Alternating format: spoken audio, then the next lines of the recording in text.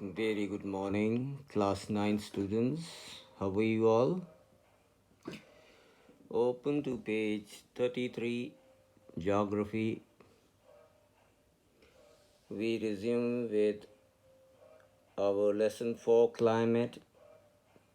Last time, till mango showers, I have done, explained you. Hope children, you are doing your work side by side. Written work as well as revision work. Yes, you must. Now we come to the rainy season. पिछली बार हमने summer season और winter season 2 season किए. अब हम करने जा रहे हैं रेनी सीज़न जो भारत में पाया जाता है. इसको एडवांसिंग मानसून सीज़न भी कहते. जून महीने की शुरुआत में नॉर्दर्न प्लेन में बहुत ज़्यादा लो प्रेशर एरिया होता है. ये अट्रैक्ट करता है ट्रेड विंड्स को जो सदर्न हेमिस्फीयर से आ रही होती हैं. नीचे से जो ट्रेड विंड्स बहकर आ रही होती हैं उनको आकर्षित करता है ये लो प्रेशर कंडीशन जो नॉर्दर्न प्लेन के ऊपर है.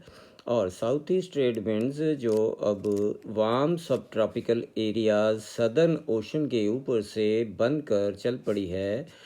इक्वेटर को पास करते हुए वो फिर साउथ वेस्टर्ली डायरेक्शन में ब्लो करती है और इस समय तक वो इंडियन पेनिनसुला में साउथ वेस्ट मानसून की तरह पहुंच जाती है. जैसे कि ये विंड्स वार्म ओशंस के ऊपर ब्लो करती हैं तो ओशन के ऊपर से बहुत सारा पानी उठाकर लाती हैं. मॉइस्चर लेडन विंड्स होती हैं. अबंडेंट मॉइस्चर टू दी सब कॉन्टिनेंट और बरसात लेकर आती हैं भारत के कॉन्टिनेंट में. ये विंड बड़ी स्ट्रॉन्ग पावरफुल होती हैं और कम से कम 30 किलोमीटर प्रति घंटा की रफ्तार से चलती हैं.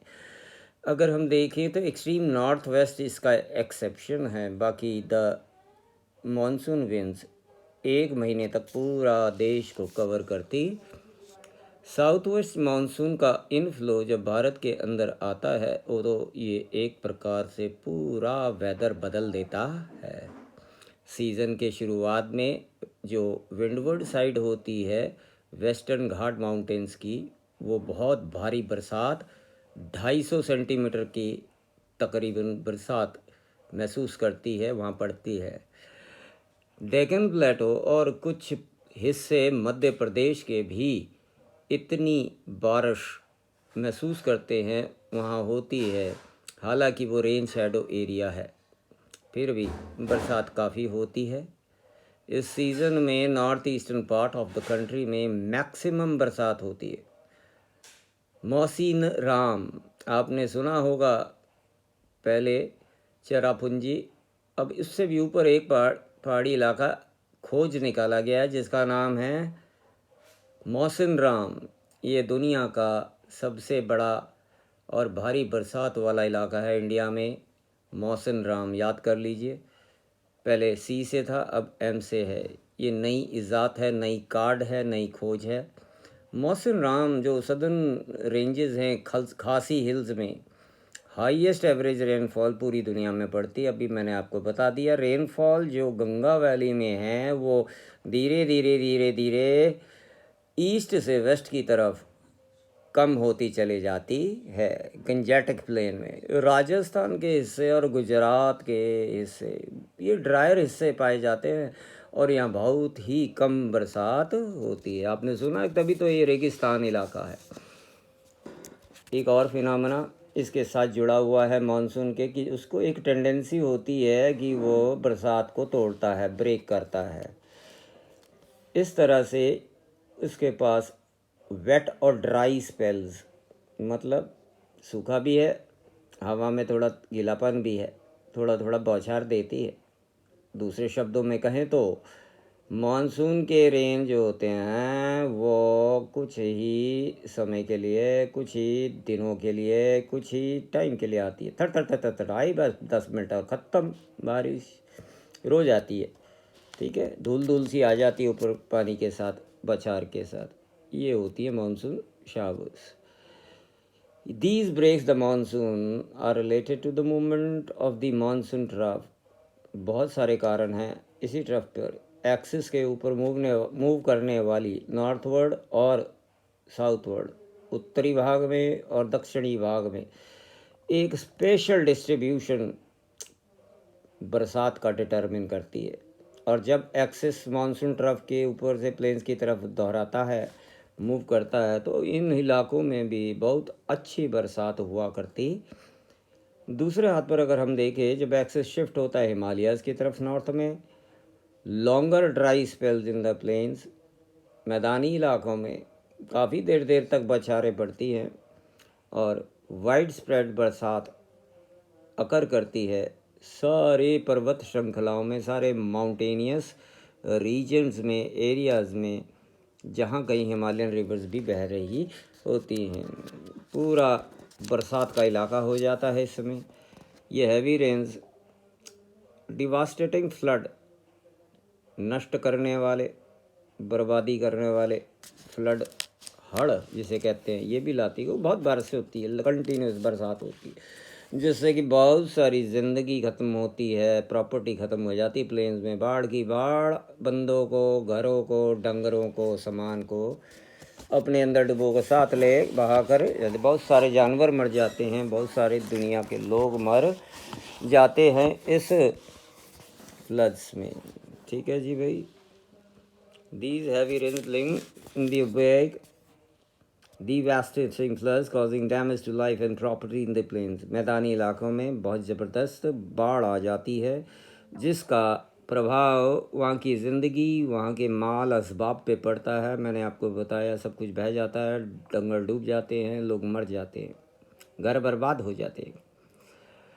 अब जो इसकी गति फ्रीक्वेंसी है, ट्रॉपिकल डिप्रेशंस में भी ये अमाउंट डिटरमिन करती है कि वहाँ पर कितनी देर तक बरसात होती है। डिप्रेशंस मीन्स नीचे के इलाके। ये जो डिप्रेशंस हैं, head of the Bay of Bengal, ठीक, बे ऑफ बंगाल के निचले इलाके, फिर वहाँ से ये मेन लैंड को क्रॉस करती हैं। डिप्रेशंस जो होते हैं वो फॉलो करते हैं axis of the monsoon trough of low pressure. पिछली बार बताया था कि इस ट्रफ पर लो प्रेशर एरिया होता है, उसको फॉलो करते हैं। मानसून का कोई भरोसा नहीं है।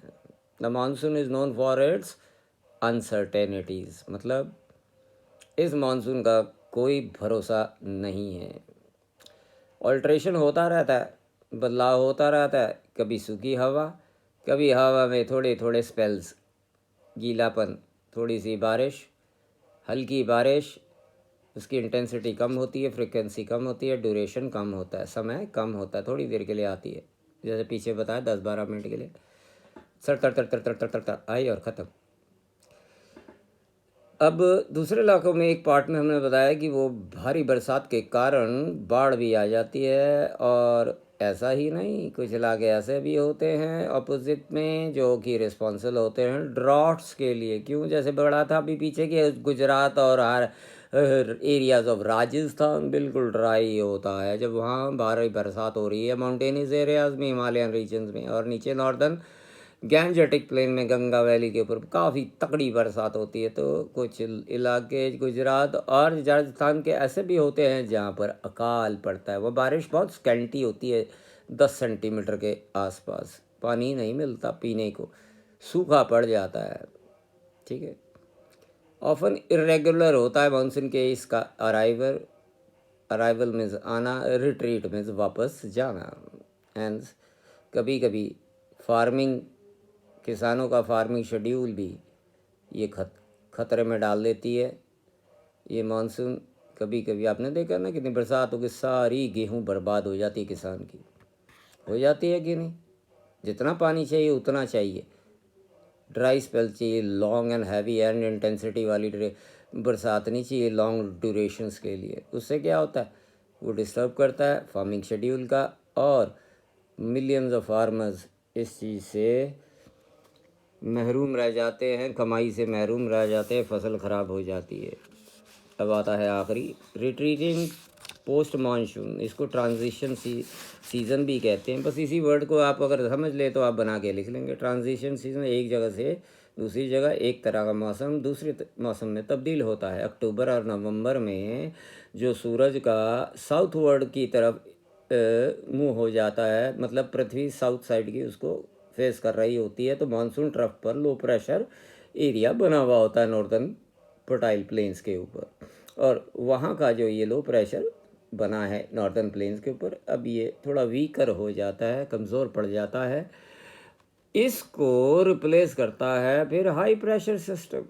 साउथ वेस्ट मानसून हवाएं वीकन होने का फिर वो अपने आप को धीरे धीरे धीरे धीरे पीछे पीछे विड्रॉ करने लग जाती है, और अक्टूबर के महीने की शुरुआत में मानसून नॉर्दर्न प्लेन्स के ऊपर से पूरा विड्रॉ कर लेता है। अक्टूबर और नवंबर के महीने एक ऐसा ट्रांजिशन चेंज वाला पीरियड लाते हैं, हॉट रेनी सीजन से एकदम ड्राई विंटर कंडीशन शुरू हो जाती है।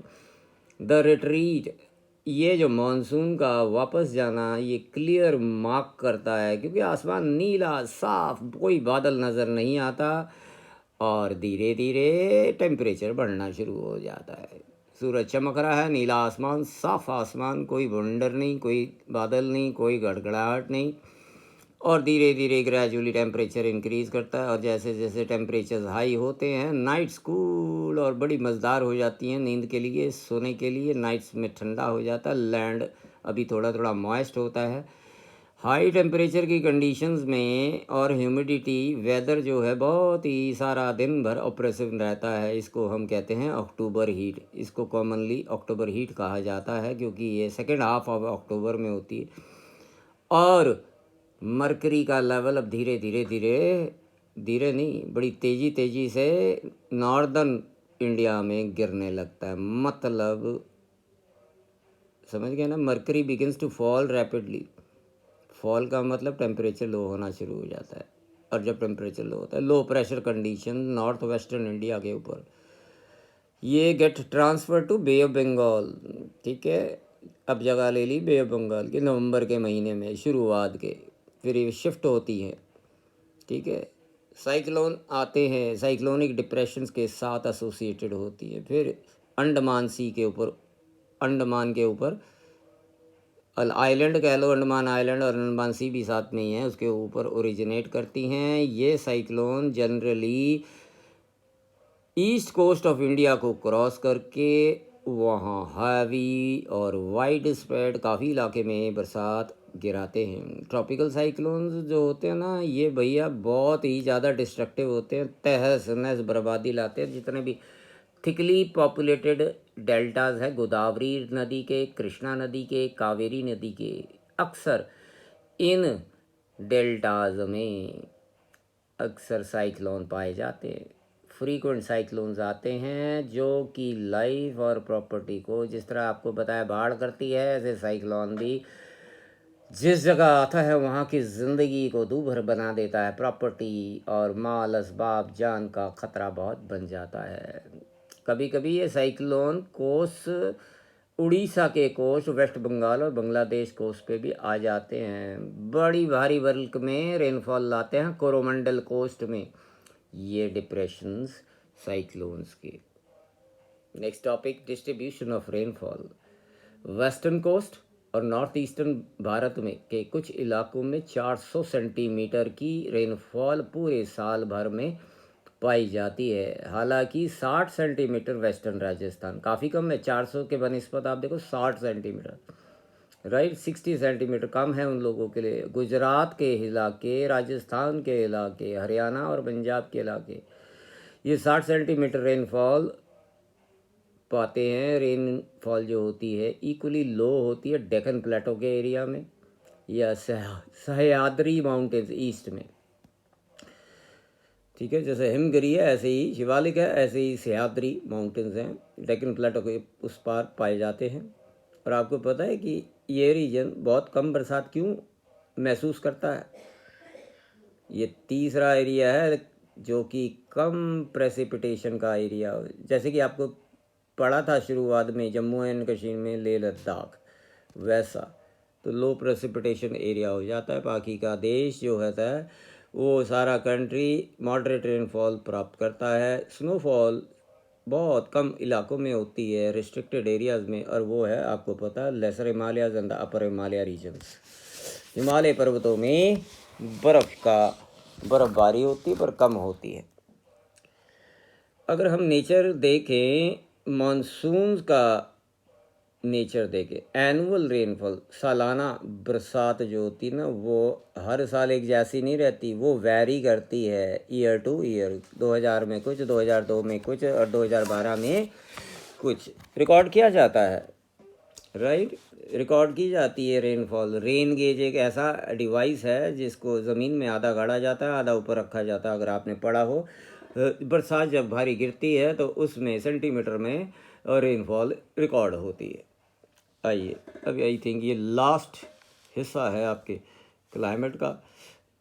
मानसून एक यूनिफाइड बॉन्ड है, हम लोग पहले ही जान चुके हैं। हिमालयाज़ का आपको पता है बैरियर की तरह काम करते हैं। हॉट एंड कोल्ड ड्राइन विंड्स के लिए गर्म हवाएं हैं तो भी उनको सेंट्रल एशिया से जो आ रही हैं उनको सुरक्षित करते हैं, हमारे भारत को अंदर आने से रोकते हैं। जो ठंडी हवाएं आ रही हैं उनको भी एक बैरियर की तरह, वो शील्ड की तरह करते हैं, रोकते हैं और अंदर आने से। इस प्रकार से नॉर्दर्न इंडिया में हायर टेम्परेचर कंपेयर किए जाते हैं सेम लैटिट्यूड के दूसरे एरियाज़ में लगातार। इसी प्रकार पेनिनसुलर प्लेटो, जो कि समुद्र 3 साइड से समुद्र के प्रभाव में होता है। पेनिनसुलर प्लेटो आपने देखा है, पेनिनसुलर प्लेटो 3 साव का, ये देखो मैं दिखाऊं तुमको, ये है पेनिनसुलर इंडिया, यहाँ ट्रायंगल ये, और आपको पता है एक ये कोस्ट है, एक ये कोस्ट है, तो 3 तरफ से कैसे प्रभावित होता है। एक ये हो गया बे ऑफ बंगाल, दूसरा हो गया अरेबियन सी और तीसरा हो गया तेरा, ये आपको पता ही है इंडियन ओशन है। ये नीचे क्या है, 1 2 3, तो 3 साइडों से ये प्रभावित होता है। और यहाँ पर मॉडरेट टेम्परेचर रहता है, ना ज़्यादा हाई ना ज़्यादा लो। इस मॉडरेटिंग प्रभाव से भी वेरिएशन फिर भी होते हैं टेम्परेचर कंडीशन में, एक जैसा कहीं भी नहीं होता, कहीं कम कहीं ज़्यादा, एक जैसा माहौल कहीं भी नहीं देश के अंदर होता। हालांकि यूनिफाइंग इन्फ्लुएंस, इकट्ठा जो प्रभाव है इन मानसून का पूरे इंडियन सब कॉन्टिनेंट पे हल्का हल्का पड़ता है। सीजनल ऑल्ट्रेशन इन विंड सिस्टम्स का एसोसिएटेड है, उससे जुड़ा हुआ है वेदर कंडीशन से, जो कि एक बहुत ही रिदम के साथ साइकिल बनाता है सीजन्स का। ठीक है ना, चारों सीजन आते हैं। हालांकि रेन की अनसर्टेनिटी नहीं, कब बरसात आ जाए कब ना आए कोई पक्का नहीं होता। इसका अनइवन डिस्ट्रीब्यूशन रहता है। अब ये देख लीजिए, आप इनको भी गौर करेंगे, आए समझ इनको। यहाँ पर मैं नहीं समझाऊंगा, आपकी किताब में आप जब पास से देखेंगे तो रंग आपको हल्का ग्रे, डार्क, ये समझ आ जाएगा। 400 सेंटीमीटर बरसात होती है, ये 400 सेंटीमीटर। मौसम राम यहीं कहीं है, ठीक है, यहीं कहीं है मौसम राम। पहले चेरापूंजी हाईएस्ट रिकॉर्ड होती थी बरसात, ठीक है, पूरे वर्ल्ड में चेरापूंजी था, अब हो गया मौसम राम। तो ये है बेटा डिस्ट्रीब्यूशन ऑफ रेनफॉल का। तो they are very much typical of the monsoon the Indian landscape. हमारा बनतर हमारे भारत की लैंडस्केप की, यहाँ के जानवर और यहाँ की प्लांट लाइफ सब इस पर निर्भर करते हैं। पूरा एग्रीकल्चर इस पर निर्भर करता है। एग्रीकल्चर कैलेंडर एक किसान का, लाइफ ऑफ द पीपल। अगर भैया ये सब कुछ अच्छा चलता रह गया, उसके हिसाब से ज़िंदगी चलेगी। चाहे वो फेस्टिविटीज़ है, फेस्टिवल्स का मनाना है, या कोई भी फिनोमेना है जो साल भर चलता है। साल के बाद साल, एक साल गुज़रा, दूसरा आया, दूसरा गुज़रा, तीसरा आया। जो भारत के लोग हैं नॉर्थ से साउथ तक और ईस्ट से वेस्ट तक, चारों देशों में, वो ईगरली वेट कर रहे थे, बड़े उत्सुकता से वेट कर रहे होते हैं कि बरसात आए। क्यों बच्चों, आप भी करते हो ना, बहुत तेज़ गर्मी हो जी, पसीनों पसीन बुरा हाल, अब बरसात आए थोड़ा सा टेम्परेचर लो हो, तो ये मानसून विंड्स पूरे देश को बाउंड करके रखती हैं, आपस में पूरे देश को बांध के रखती हैं, पानी देती हैं बरसात, एग्रीकल्चर एक्टिविटीज़ को मोशन में लाती हैं। पानी नहीं होगा, इरिगेशन नहीं होगी, इरिगेशन नहीं होगी तो फल फूल पौधे, ज्वार मक्का बाजरा गेहूँ और पैडी कहाँ से उगेंगे। ठीक है, फूड बाउल कहाँ से बनेगा इंडिया, और कहाँ फिर इम्पोर्ट करेगा। आगे बात समझ। तो ये सारा दारोमदार इन मानसून विंड्स पर ही होता है। रिवर वैलीज भी पानी उठा कैरी करती हैं और रिवर वैली यूनिवर्सिटीज़ को यूनाइट करता है। ये कंक्लूड हुआ आपका चैप्टर क्लाइमेट आज। Your chapter is finished. NCERT में ये आंसर्स हैं, पढ़िए, रिवाइज कीजिए और लिख के देख लीजिए। देखा, मैंने नहीं कराना है अपने आप। कौन सा ऐसी जगह है एग्ज़ाम में आ जाएगा रेनफॉल हैवी होती है, बताओ। सिलचार, मौसिनराम, चेरापूंजी, गुवाहाटी। ध्यान से सुना, अगर लेसन समझाते हुए 4 बार सर ने बोला है, पूरे 4 बार। अब ये 5वीं बार हो गया कि दुनिया भर की सबसे हाईएस्ट रेन मौसिनराम है। अपने आप कीजिए। The wind blowing in the northern plains in summers is known as, क्या कहते हैं इनको? काल बैसाखी, लू, ट्रेड विंड्स, ये इनमें से कोई नहीं। नॉर्दर्न फर्टाइल प्लेन, सोचो गर्मी में कौन सी हवा बहती है? मम्मी कहती बाहर नहीं जाना, बच के रहो। लू।